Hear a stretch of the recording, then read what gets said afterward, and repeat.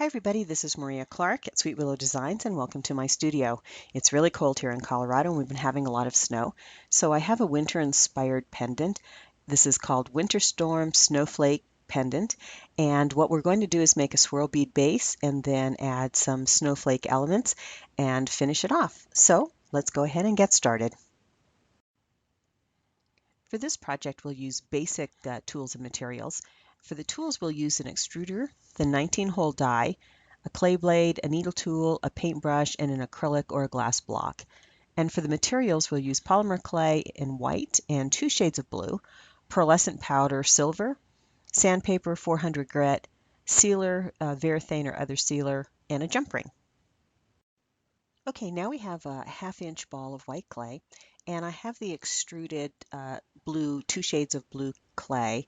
And what I'm going to do is I'll actually wrap about half of this, the circumference of this ball of white clay.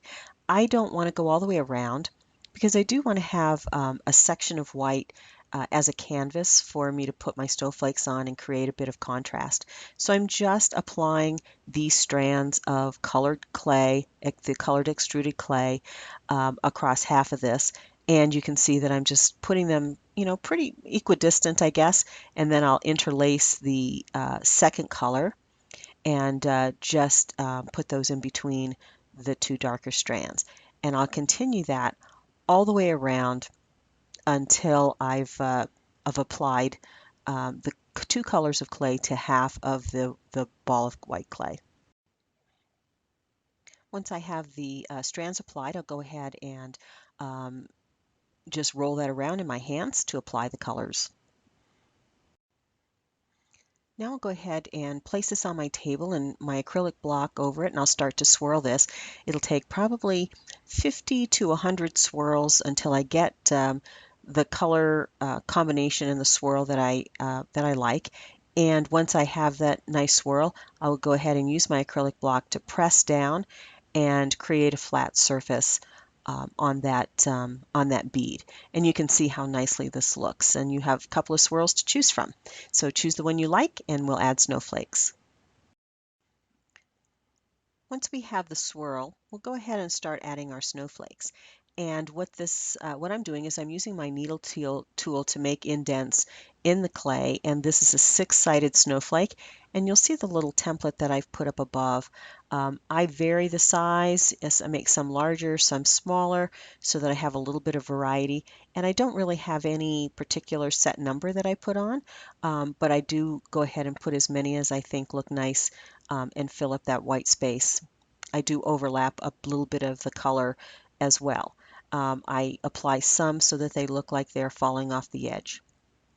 And then what I'll do, once I've got the snowflakes, as many snowflakes as I like applied, I'll go ahead and I'll use my needle tool to create some little dots. And this is just a little bit of added extra interest to the design.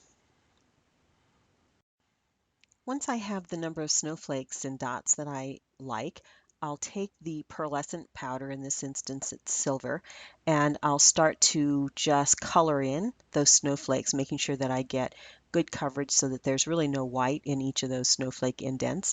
And I'll continue to do that until they're all filled.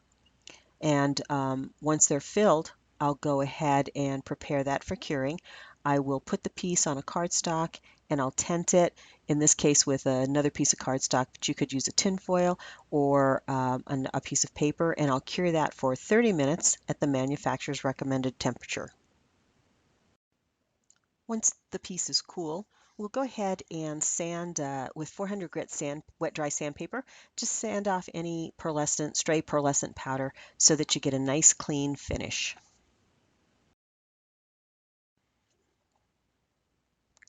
The next step is to go ahead and drill a hole for the jump ring. Okay, once we have the hole drilled, we'll go ahead and put our jump ring in. This is just really basic jewelry making technique here to go ahead and add a jump ring and close that up. You can see in the top there, that's the piece that I use the acrylic paint on. So you get nice variation whether you use a pearlescent powder or an acrylic paint.